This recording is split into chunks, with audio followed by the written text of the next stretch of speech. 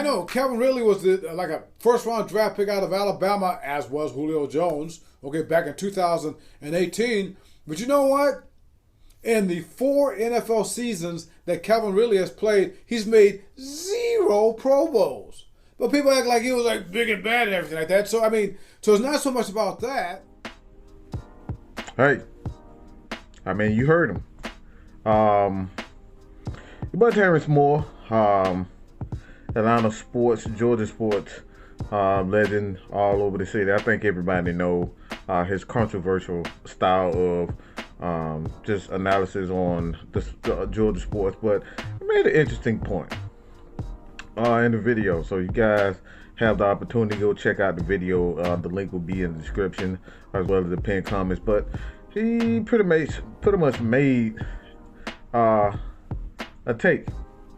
As you guys can, as you guys heard already, he made a statement that I really didn't, just think about. And it really made me sit back and say to myself, is he really that good? Is he really that valuable? And you look at the numbers of Calvin Ridley, you look at the numbers that he's put up for quite some time with the Atlanta Falcons, and it makes you wonder. It really does make you wonder.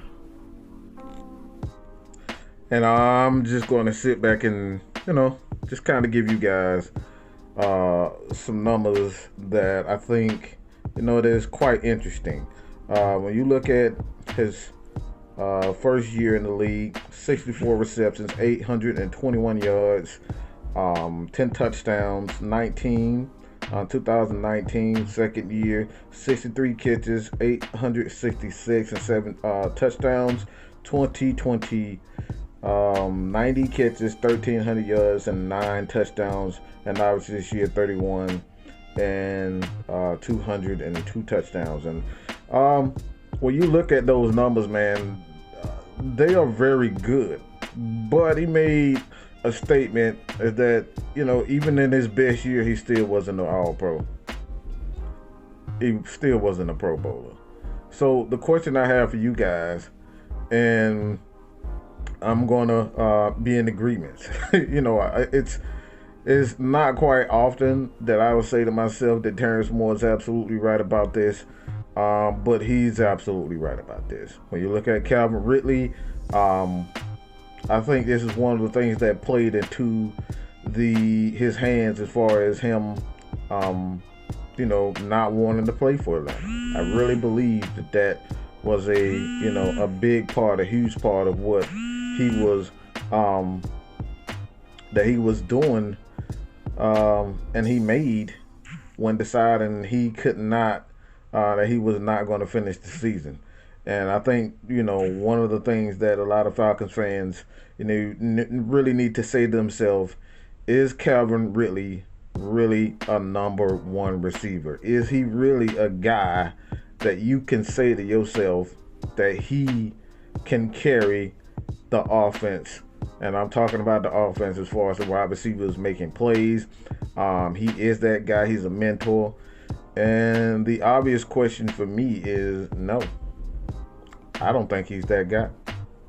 When you look at his best seasons, outside of obviously 2020, and that season is up in the air.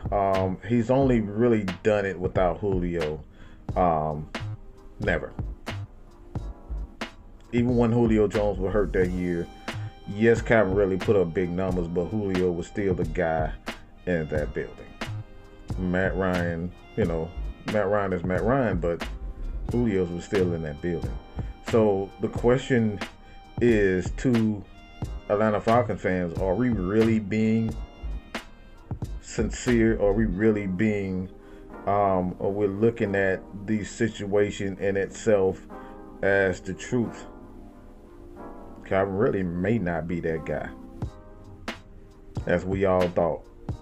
When you look at his skill sets, he has tremendous ability to run routes.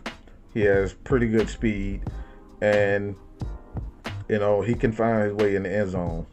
But for the most part, when you look at this situation, with the Atlanta Falcons, Calvin Ridley may be a bit overrated.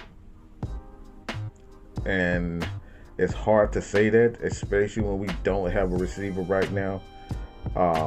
We don't have any receivers right now, to be honest. Is Calvin Ridley really that valuable piece, or that valuable of a piece? That's the question I leave to you guys. Leave your comments below. Check out Terrance Moore and his video, Atlanta Sports Unlimited. Subscribe to their channel. But your boy, man, Mike is out here. Peace.